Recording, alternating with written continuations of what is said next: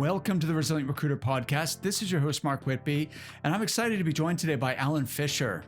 Allan is the founder and president of Premier Financial Search, and he's been the recruiter of choice to elite local, regional, and national accounting firms for 25 years. Allan originally began his career in accounting, and he made the jump to recruiting in 1988. Since then, Allan has established himself as an industry thought leader. He's spoken at meetings of the California Society of Certified Public Accountants, the California State Board of Accountancy, the Westside Firm Administrators Group, and many others. He's even been quoted in the Wall Street Journal. Allan, welcome. Thanks for being here. Hey, Mark. Glad to be here. Fantastic. So we have a lot of mutual connections in the Pinnacle Society. Originally, you were referred to me by Harlan Friedman, who has also been a guest on the show before. How long have you been a part of Pinnacle? We're coming up on 5 years. I joined in the fall of 2018. Fantastic. Cool. And what is it about being part of a peer group that, like, what were you looking for and what have you found? I'll start with a little bit of a story. I'm a rookie recruiter, 1998, and our firm sends all the recruiters to a conference. And it's the California Staffing Professionals, the trade association in California. It's their annual conference. And the keynote is Danny Cahill, who was phenomenal. And I'm a month into recruiting, so I know very little at this point. And Danny starts speaking, and I'm hooked. I'm hooked on what he says, but I also know this is the industry. This is where I want to be. And about halfway through his presentation, he mentions the Pinnacle Society. And the way that he describes it, it is this elite group of ultra high-performing recruiters, and it is the holy grail for recruiters. That this is your destiny. This is what you strive for. And here I am early on in my career. And what he said left such an impression that it was a group that I sought out really over the next 15 years. So you asked, what do I get? Wow. in the peer group, and it is some of the absolute smartest people I've ever met. People who are passionate about recruiting, people who, on average, 25 years of experience in recruiting, and everybody coming really from different parts of the country, but also different niches. But the one common thread is this ability to be vulnerable, to freely share information. And now you've got this group of people who you can literally pick up the phone and call somebody and say, I'm going through this challenge, and you're going to get immediate advice, and it's going to be relevant advice. I love that. And, that humility is something that I definitely value. We actually, in our coaching program, we select people in the sense that we are selective about who we want to work with. And the two main criteria, so of course we want someone who's coachable, who's open to new ideas, who's willing to, really will expand outside their comfort zone. And, no matter how successful they are hungry to continue to learn and grow and improve. But secondly, they need to be willing to share as well with others to help and benefit others in the group. And so we're looking for someone who is generous rather than selfish in nature, and also humble rather than, and realizes that, okay, I've done really well in my career, but, why stop there? There's levels to this, and I want to, I want to continue to learn and being willing to learn. So I think there's definitely something in that. Tell me, Allan, why did you decide you'd rather be a recruiter than an accountant? I wasn't a very good accountant. So I didn't realize at the time that I wasn't the world's greatest accountant. So I went to a recruiting firm thinking, maybe it's the environment, and maybe if I'm in a different environment, I'll have a passion for what they do. And fortunately, they they s- they a lot of recruiting firms like to hire people early in their career that have some understanding of the industry. I was about a year and a half in, and my degree is marketing; it's not accounting.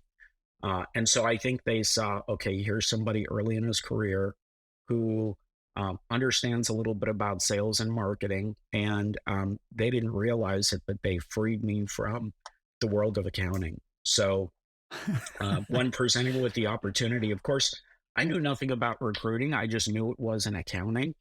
And I was young enough that I could take the risk, even if I fell flat. Um, I wasn't going to be falling that far. So it was really a perfect time to transition. It makes total sense, and I would have made the exact same move myself. So that's cool. Allan, you've been like really successful in your career. You've achieved your goal of like becoming one of the elite recruiters in the US and joining the Pinnacle Society. I know that you've billed over $1 million for like 10 straight years. Could you talk me through maybe some of the highlights of your career and then maybe some of the lowlights as well? I'll start with lowlights. And Okay.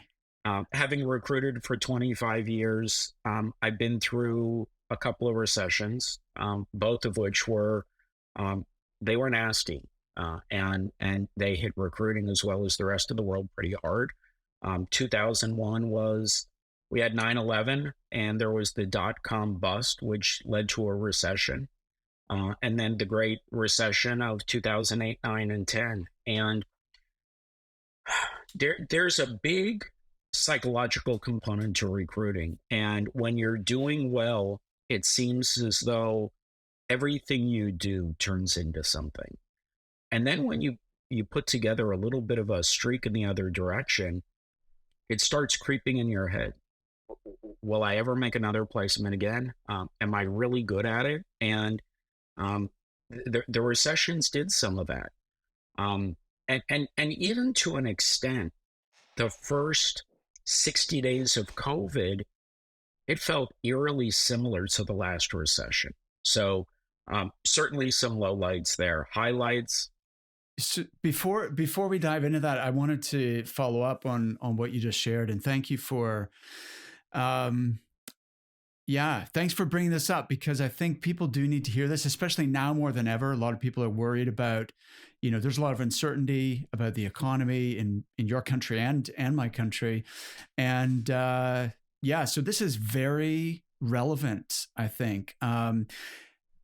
You're one of the few people who's mentioned the 2001 as being like a very challenging market. And that was my experience as well. We started our business at the same year in 2001. What month did you start, Allan? So I started recruiting in 98. I started Yeah. my own firm in June of 2001. And then, of course, 90 days later, we have nine Yes. 11, and Yes. the stock market closed. And then as soon as it Yeah. reopened, it dropped. And there was, I mean, we had no idea what was happening in the world. And that kind of doubt led to anything that was in process came to a halt. We even Yes. had clients that were saying, we can't follow through on offers that we made. And you wake up and you just don't know what's the next shoe that's going to drop. Absolutely. Do you know? So I started my business in September 2001, and I think like that horrible event, it definitely like changed the world, right? Permanently. And from a, economic point of view, but also from a psychological point of view, because it was like, from that point on, it was almost like anything can happen, like it's hard to feel certain and secure about, things that we were taking for granted before that. And but the immediate impact was obviously the New York Stock Exchange stopped trading.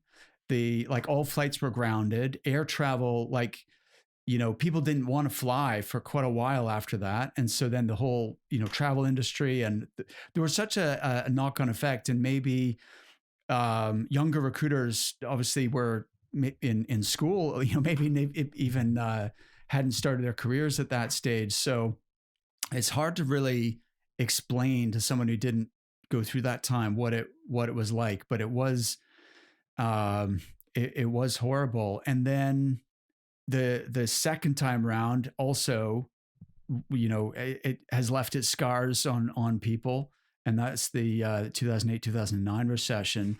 I at the time had a different business model. I only had about 5 or 6 clients, and I was going into their companies and training their recruiters and their managers and doing sales training and stuff like that. And they were all growing like crazy. It was like the run after the 2001 recession, between then and 2008, it was just like the bounce back, and the market came back even stronger, which seems to be the pattern. Like every time there was a recession, things eventually go back to even stronger than they were before. And recruiting firms were hiring like crazy. They almost couldn't hire fast enough. And so there was a demand for training all these, folks who were joining the business. But then within about 2 weeks, I lost 4 out of my 5 clients, and like 50% of my revenue evaporated overnight. And, it was like, I was just completely freaked out, because that was an even bigger or longer recession than because the 2001 was shocking because of how it kind of kicked off, but it didn't actually last very long. Whereas in 2008, that one really dragged for quite a while.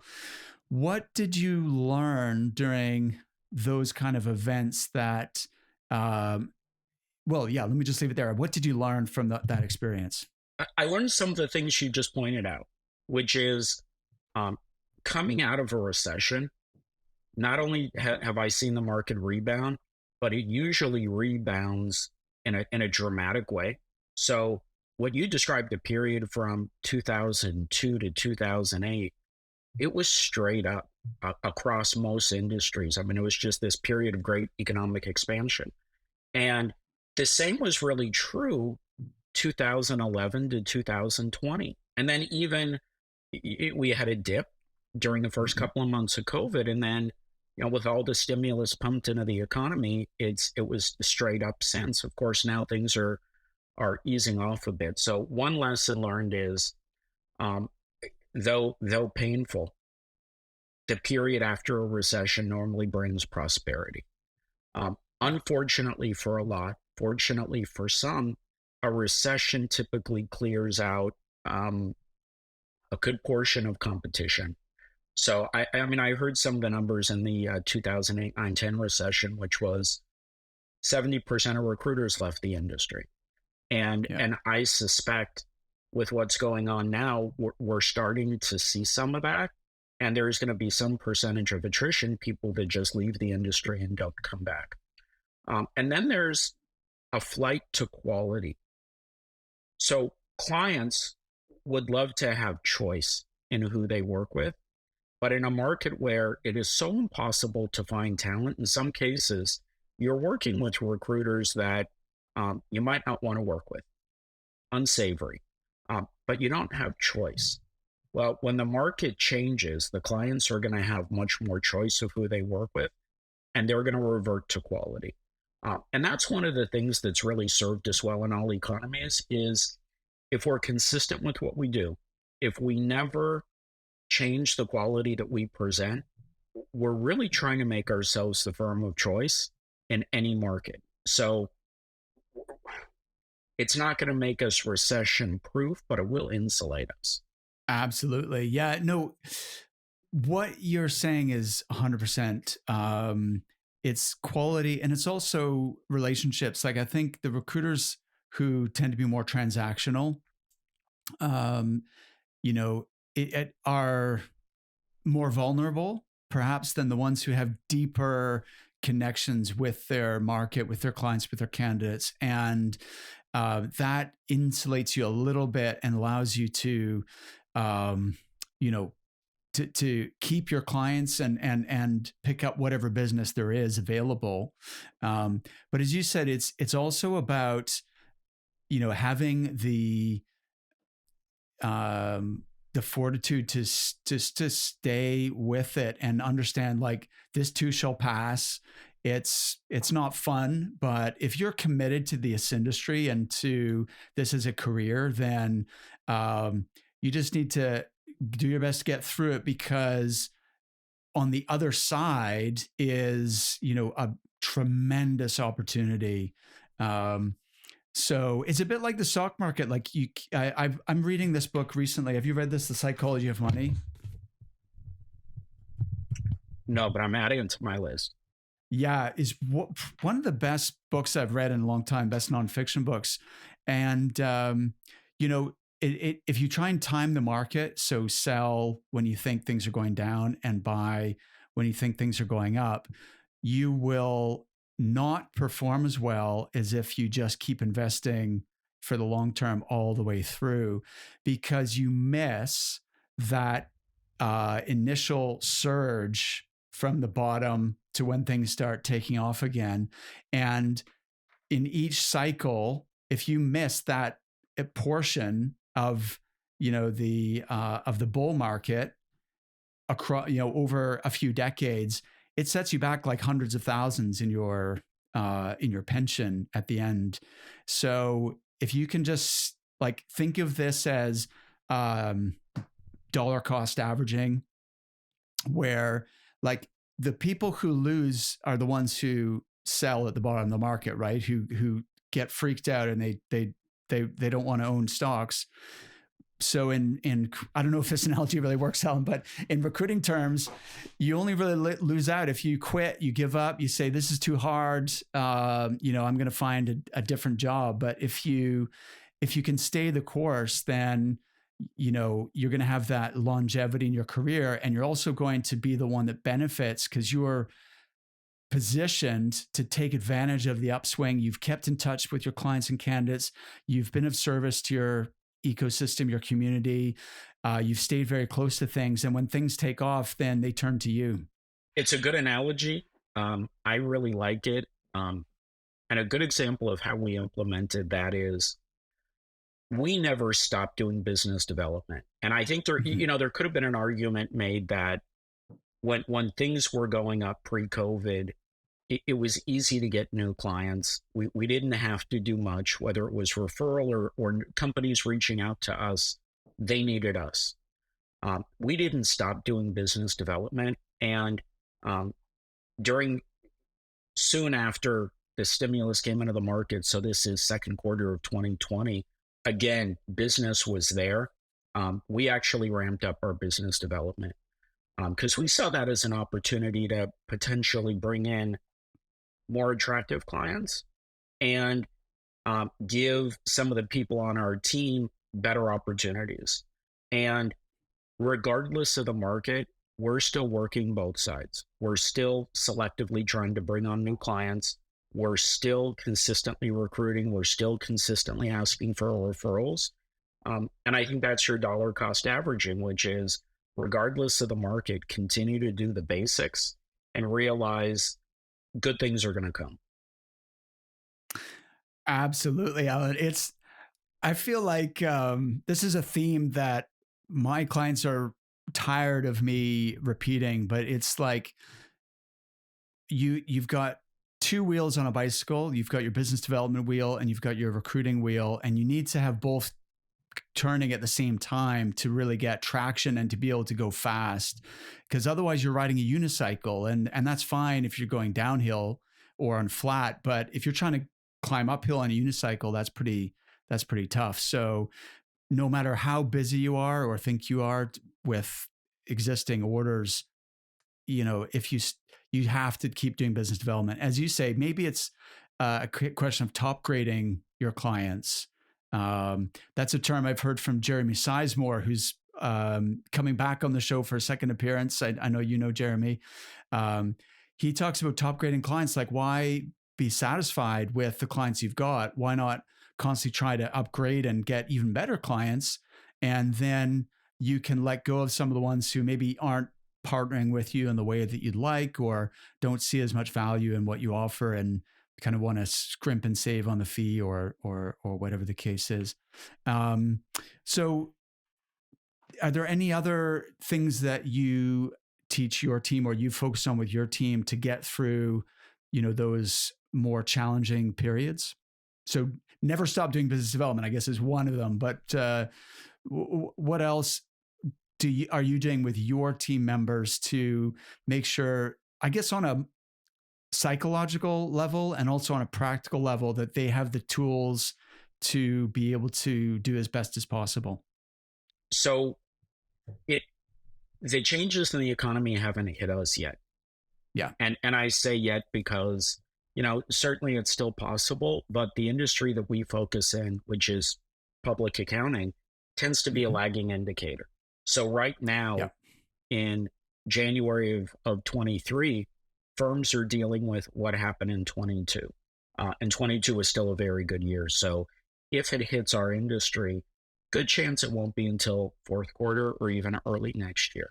So we're still acting as though the market hasn't changed, but may, and there are still opportunities to be able to, go out and capture as much new market share as possible, while continuing to satisfy the clients that we have, realizing that the window is closing. And I think that's important because from 20 to 22, it absolutely felt like, okay, the window is still open. It's not going to stay open forever. We need to capitalize on this. But this year, we're changing some of those statements to say it's important to realize it might actually be closing. Let's not look back and say we left opportunity on the table. Let's not look back and say, wow, wish we would have just had 10% more phone calls or 5% more of this type of activity. Let's leave it all out there now. Let's bring it. Let's do all that we can. And if and when the market changes, then we'll rest. Okay, that sounds good. I interrupted you when you were about to share some of the highlights. So looking back over your career, what are some of the things you're most proud of? Growing the team. And so I've had different coaches. I'm a big proponent of coaching because I think as recruiters, we pride ourselves in being spectacular recruiters. And as a side note, being experts in whatever industry we focus on. But there's not a guide or a rule book on how to be a business owner and how to be a manager. And fortunately, Mark, there's some outstanding people like you that can be that board of advisors. So I've been fortunate that I've had people like that. And years ago, when I was thinking about growing for the first time, somebody said, you're going to need to have a really good number two. And then they said, you're going to pay for it. And so it was just at the time, I just made a mental note of it because I wasn't ready to relinquish some of that responsibility. And I wasn't ready financially. And then 4 or 5 years ago, just realized I can't do it all. And at some point, I've got to be able to relinquish, which is giving up control. And recruiters, man, we like our control. And so even though control is an illusion, right? The only thing you can really control is your own mindset, decisions, actions, behaviors. You can only really control yourself. You can't control other people, but boy, do we like to try. Yeah. It is a little bit of an illusion. So one of I don't even want to give myself a lot of credit. I mean, some of it was necessity, but just relinquishing some control to Deanna, who's in my office, and Deanna's coming up on 7 years. And I've seen her grow from a recent college graduate to really a COO. And it's been an amazing rise. But there's something, first, very scary and vulnerable about relinquishing control. And then that becomes liberating. And she's consistently risen to the challenge, but allowing her to be involved in hiring for our team, allowing her to be involved in operations and management, and even sharing some of our metrics after that initial shock of, wow, we're really sharing some intimate details. It became amazing, and that was the catalyst for a lot of our growth. And then watching another human grow, it's like watching your kids grow. So it's become a source of pride. Yes, 100%. I'm so glad you said that because, well, look, first of all, making that first critical hire, especially someone who's complementary to you, on the operations side, I think that is such a smart move. And I actually did the exact same thing in 2019. I hired Leanne Sarah Jones Hunt as my number two. And the impact on our business has just been absolutely phenomenal. And I'm thinking to myself, why didn't I do this like years ago? And of course, it all worked out for the best because if I had hired someone years ago, me and Leanne might not have gotten together. But so it worked out kind of perfectly. But the thing that stopped me was, I think, fear of not knowing if I was going to be good enough to be a manager or a leader, or not having confidence in my leadership skills. Number one. Number two, fear about taking on this additional overhead. And then what if it doesn't work out? So there's all these, or three, like right now, kind of people are used to dealing with me. And what if I bring someone else in and they don't have the same relationship with our customers? Or so there was all these, but really these fears are just excuses, Allan, and they were limiting beliefs in my head, which kept me small and stopped me from reaching my potential. And I think there is, that mental leap that people need to make if they do have any ambition that they'd like to create something that's bigger than just themselves. But the other thing I wanted to share related to that is recruiters. I think the big mistake that recruitment business owners make is they don't realize that to be a successful business owner isn't the same as being a successful recruiter. And that actually, the best recruiters aren't necessarily the most successful business owners. The most successful business owners are the ones who are good at marketing, sales, and leadership more so than the actual technical aspects of being a good recruiter. It is a different skill set. And the third and final thing I'd say about this is that I think you do want to hire someone who's complementary to you. So how did you decide that you were going to find someone who is more operationally focused? Why was that the logical step for you? I'd like to take credit for saying I sought somebody out who was operational in their thinking, but it just came to be. So 6-7 years ago, somebody introduced me to an assessment called Strengths Finders, and everybody in our office took it. And it says that there are 34 core strengths, and people are going to be the happiest when they're spending the majority of their time in their top 5. So it'll rank you based on the Q&A. It'll rank you. What are your top 34 in order? And then the theory is people can work in any of those from 1 to 34. The lower they are on the list, the more energy it takes to work in that strength or that weakness. That, people can be in any one of these for any period of time, but it actually can become exhausting and frustrating when you're working in some of the things that are lower on the list. So Deanna was a recruiter. and a really good recruiter. And we did strengths finders, and her number one strength was learning. And when I really read about that strength, it's not so much conducive to recruiting.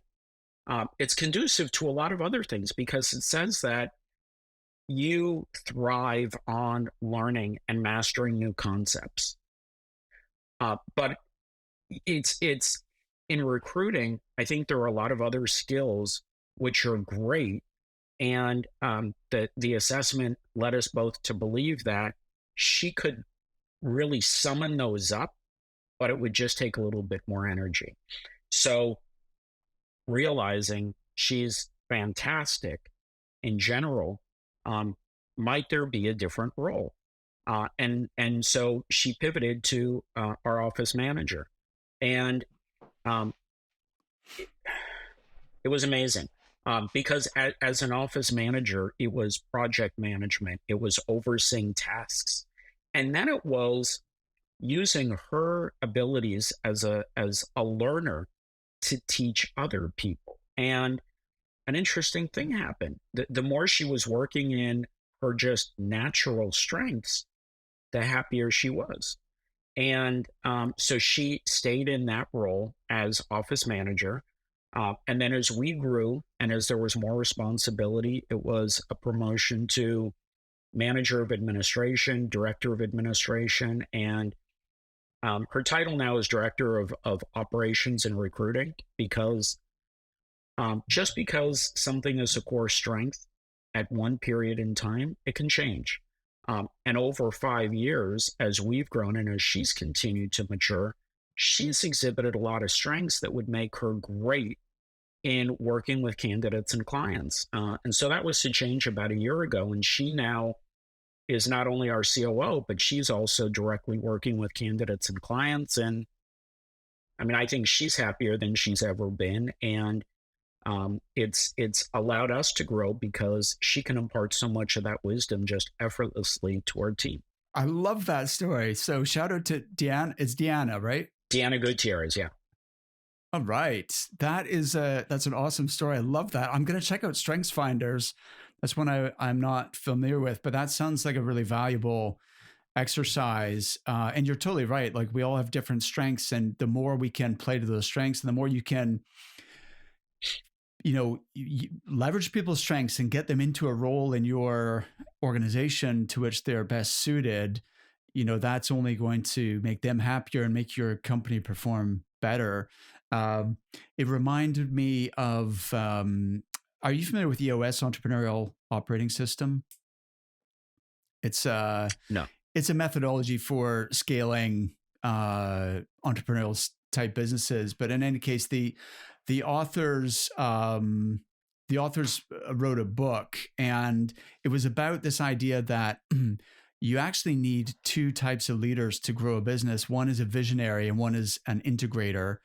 And that usually it's not the same person who has both of those personalities. And so the visionary is the one who has big ideas and is often like kind of good at winning clients, but the execution and the delivery and the detail, required to actually fulfill promises and, complete on, these big ideas and get them actually into the world isn't necessarily that person's forte. And then the integrator is the opposite. They're, extremely good at delivering, organizing things, and managing processes and people to make sure that, you achieve the result. And that's an oversimplification, Allan, but that's the gist of it.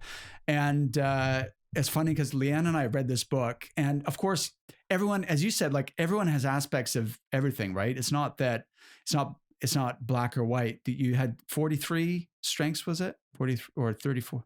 How many were in Strengths 34, Finders? yeah. 34.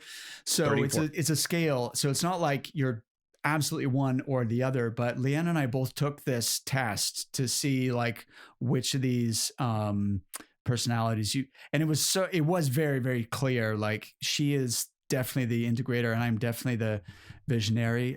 Even though there was quite a lot of overlap as well, but trying to I realized I was holding myself back by trying to be good at everything, which I'm just not. I kind of had to accept that there's so many deficiencies that I have, and instead of making do, why am I accepting that like poor performance in that aspect? Why not just find someone who's excellent at that instead of me being mediocre at that? Since we're talking about your growth, Allan, tell me about that trajectory, because you've really scaled quite significantly in the last couple of years, I believe.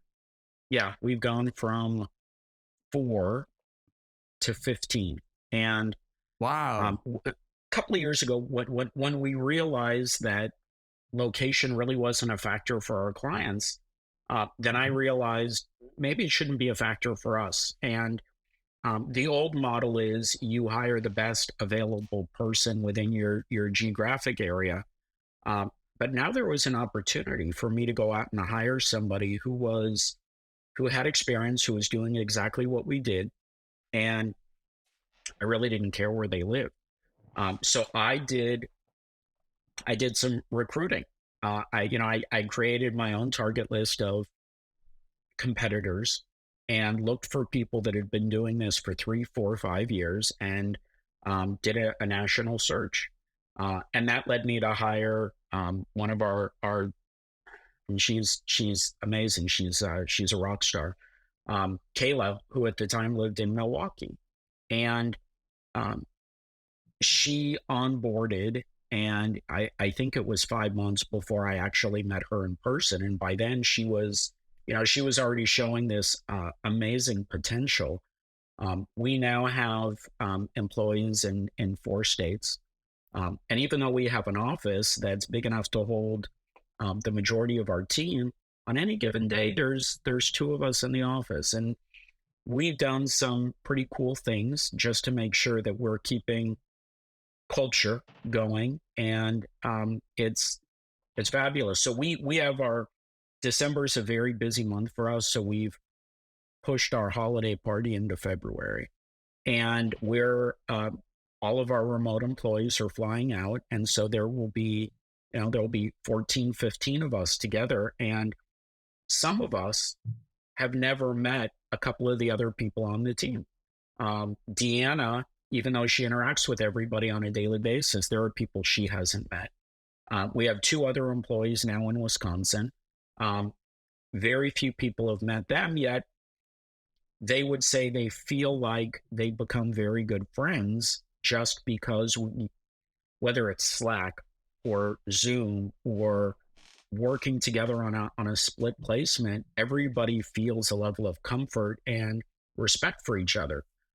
And I'm predicting that it's going to be an awesome event where everyone is. It's just going to add to more of those feelings of what a cool culture. I love that, Allan. It's a brilliant, and it's a really kind of radical idea. Like before COVID, nobody would have, I don't think hardly any recruiting firms operated this way, right? But it almost created this possibility of reinventing the way that companies can grow, because we had to work remotely for a period of time, and then it makes you think, well, it actually was fine. So I wonder if we can leverage this and widen the scope. Like now we have a much bigger talent pool to recruit from. There's a few things I wanted to ask you to follow up on that. One is there are some obvious downsides, like you can't learn by osmosis in the same way as like sitting beside someone and hearing the way they communicate on the phone and that kind of and the spontaneous chit chat and getting to know people because you're sitting beside them literally for 8 hours or more per day. So how have you compensated for that and created a great culture in a remote environment? I used to think the exact same way as you, Mark, which was if you want to onboard somebody, they need to sit next to me in my office for 2 weeks straight. They need to observe every conversation that I have, and we need to debrief. They need to see my screen, and we need to be right there. And now I realize that's not true. So I'll start with I think we hire people that are above average in aptitude. So we'll start with we're hiring people that are smart, we're hiring adults, people that get it, and we've modified our training. So one is an acceptance that the way that I like to train, the way that I like to receive information may not be the same way that other people do. So we've really tried to incorporate every style. So we have SOPs on every process. So these are documents and in some cases graphics. So it's a learning library. And some of our training will be screen sharing where we go over line by line of these. Some of it is role playing, but the library is available. We've actually put it into a 3-ring binder. So when somebody starts, we can mail it to them, but we also have a PDF and Dropbox. Some of our training is let's make phone calls together. Let's make it a 3-way call and listen, and then we can debrief. We have now, because it's a little slow for us, we're doing training 3 days a week, and the training will be Zoom. And we've got a topic. And the training so far, 5 people on our team have conducted training. And I also realize not everybody wants their content from me, but it's great. I mean, we have 3 CPAs on our team and people with tremendous experience and methods of training, and they can get it in different formats. So, but I've also put myself in the shoes of the recruiter. I would not enjoy sitting next to somebody and being within 6 inches of them 2 weeks straight.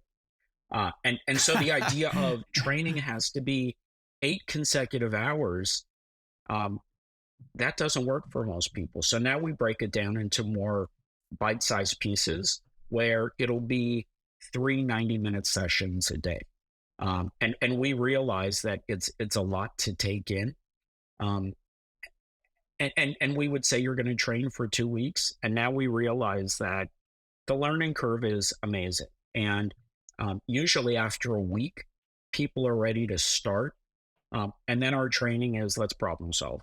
As you go into it, situations are going to come up, whether it's in crafting a LinkedIn message or responding to a message, or you had a question come up on a phone call. So we've now abbreviated it 1 week of training and then go, and then let's deal with things as they arise. Interesting. So it's actually a faster start to really just dive into the doing business. And it's obviously working for you. So what's the biggest thing you've learned since making this transition to having a national firm where people are working remotely? It poked holes in some of my previous notions, which was everybody needs to be in an office and everybody needs to be together. And now, again, you're hiring people that are professionals, and there needs to be accountability. And I'm not afraid to be contrarian in some of my thinking. We don't measure all the metrics that coaches or industry professionals say we should measure. We don't track calls per day. We don't track send outs per any period of time. Now we'll look at it. And of course, we know how many send outs it takes for an offer, how many offers per replacement, how many in-mails per call. We have loose ideas of those, but we're saying as long as the core numbers are there, that's really what we're concerned about.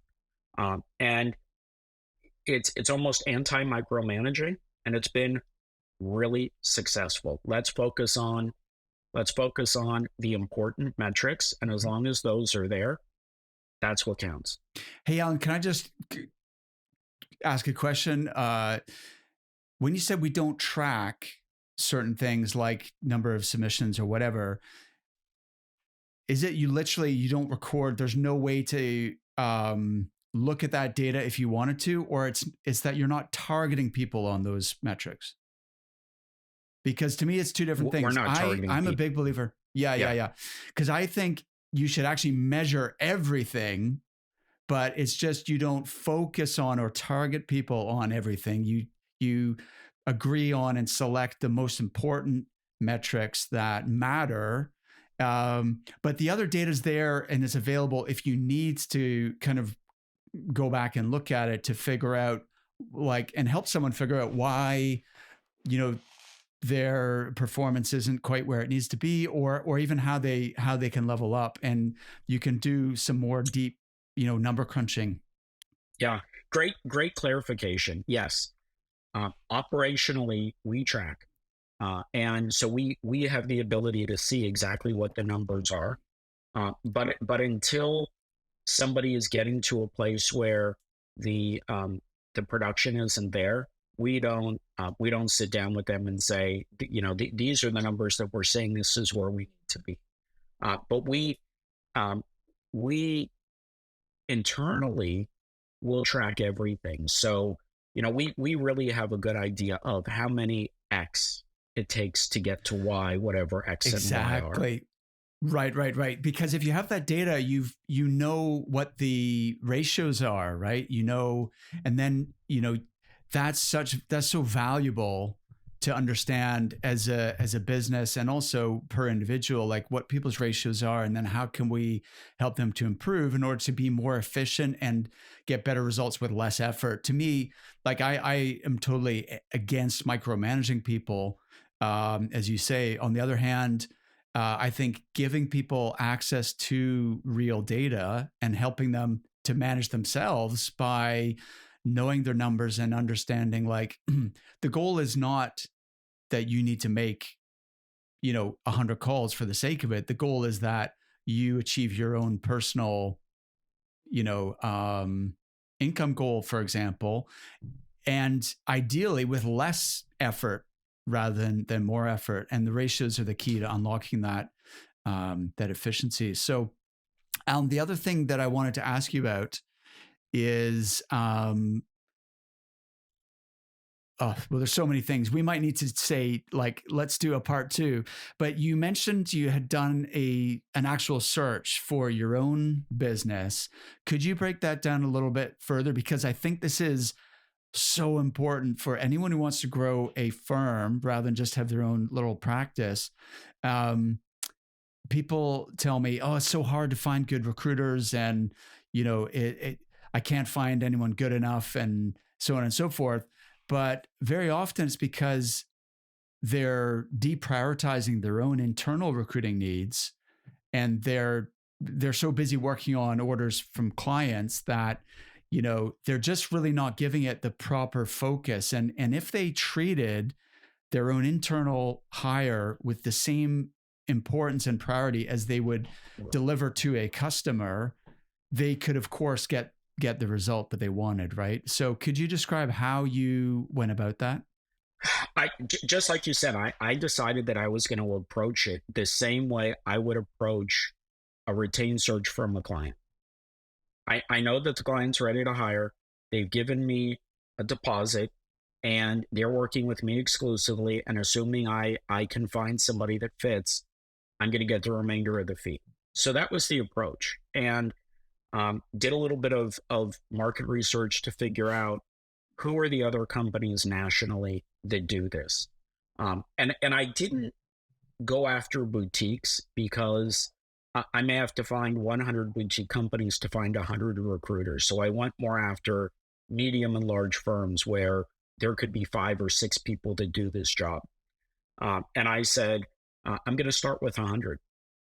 And I crafted what I thought was an amazing in-mail message.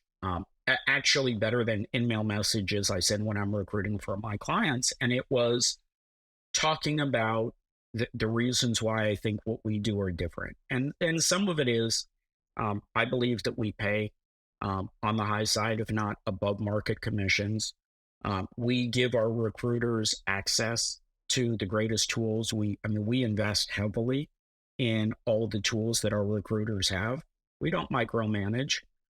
And somebody can come in without any clients. They can come in without any desire to do business development and do quite well just working on the candidate side. And ultimately, if they want to become a full desk recruiter, we'll help them with a business development plan. And the response rate was 8-9%.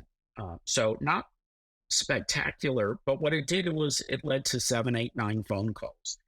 And very early on, I realized the caliber of the people I was talking with when I said geography doesn't matter was much better than when I only focused on people that were within 10 miles of our office.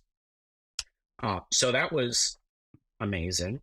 And also realizing, because I didn't have a lot of market data previously, other firms aren't as generous. There are lots of layers of management.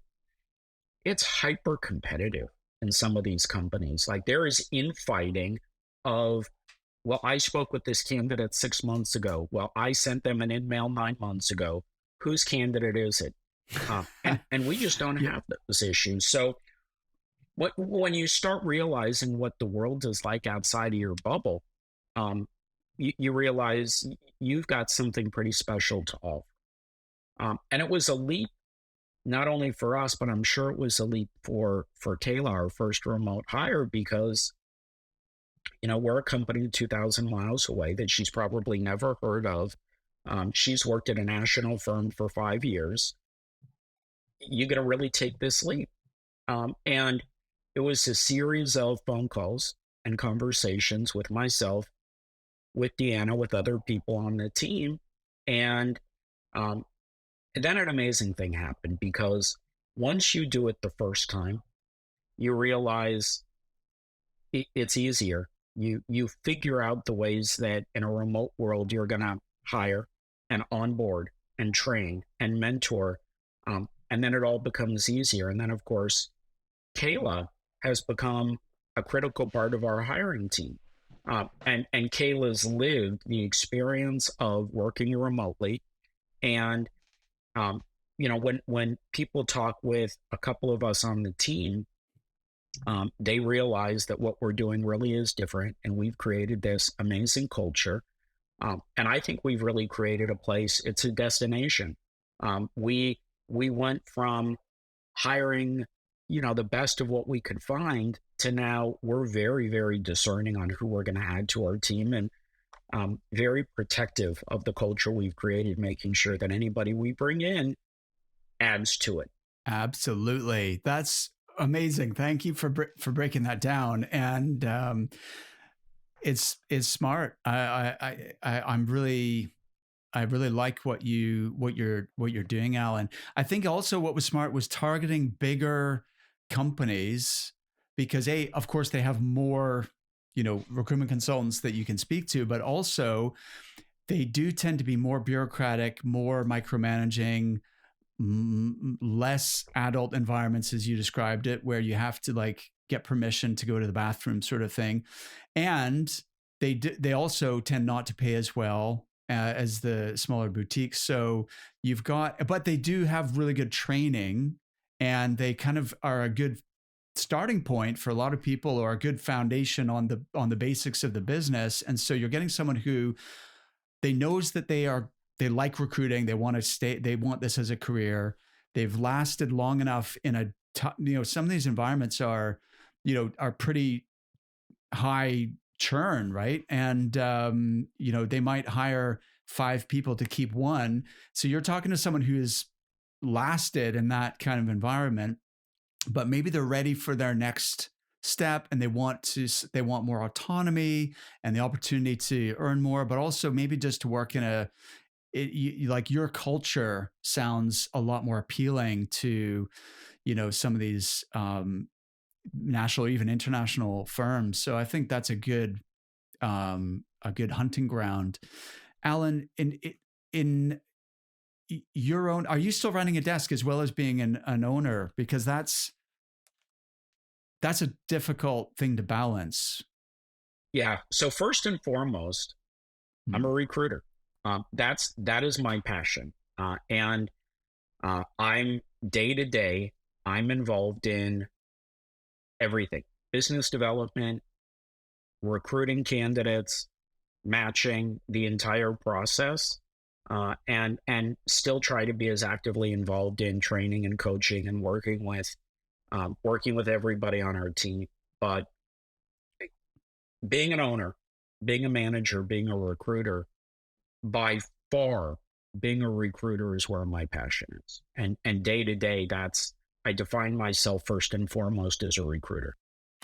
Okay, let me ask you about this then, because this is the most difficult thing for people who want to grow a firm where they are, accustomed to being a top biller themselves, and so they're a producer, and then they need to also spend time hiring, managing, training, mentoring, and that is a lot, right? Because just running a desk can be a full-time job, but then running a business can be a full-time job, and so you've got like 3 full-time jobs at the same time. So how do you manage your time in order to be effective at that?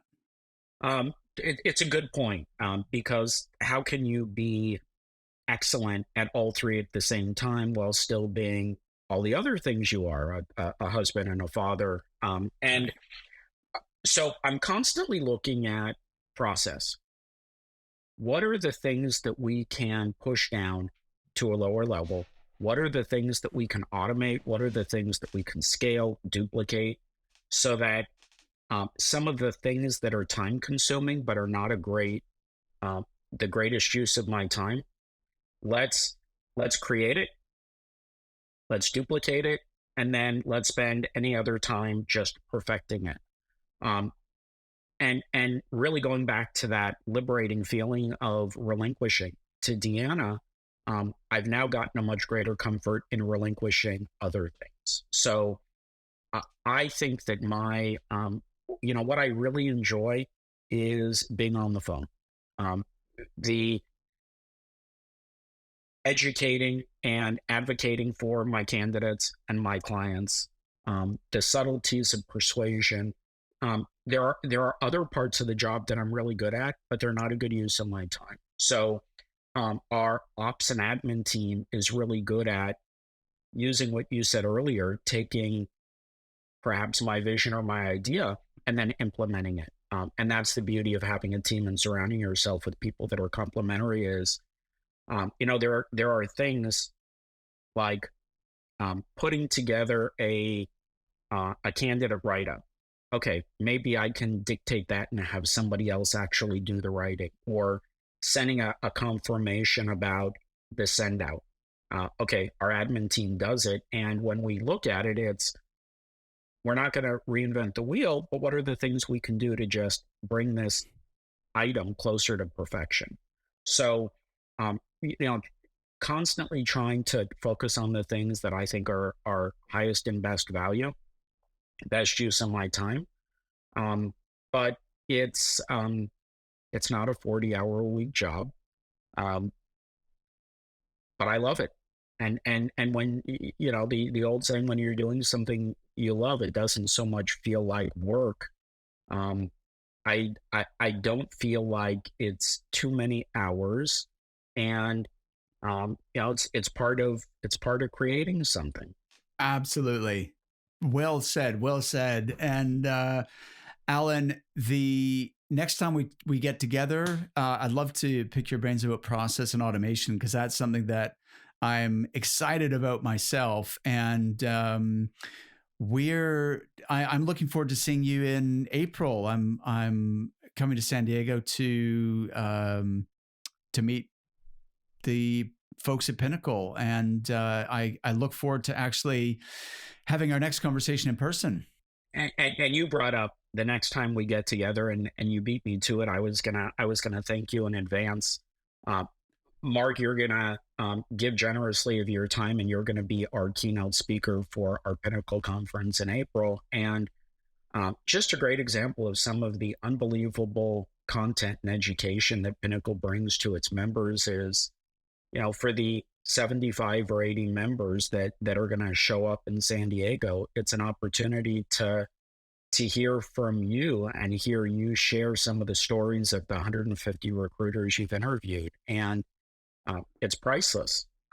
Talking with you one-on-one today is great, but hearing the collection of all your stories and hearing from you in person, that's the value of a group like Pinnacle. So as Danny Cahill did for me 25 years ago, I'd love to educate people about what a great organization it is. Every year, a couple of spots open up in membership. So if there's somebody that's listening to your program that would like more information, I'd be happy to extol all the virtues of what being a Pinnacle member is, and really how it's changed a lot of how I do my business. Awesome. Well, Allan, and so definitely look Allan up on LinkedIn, Allan Fisher, Allan with 2 L's, Fisher, Fisher. Reach out to him, connect on LinkedIn. And Allan, this has been so fun, and I look forward to seeing you in person real soon. Awesome. Mark.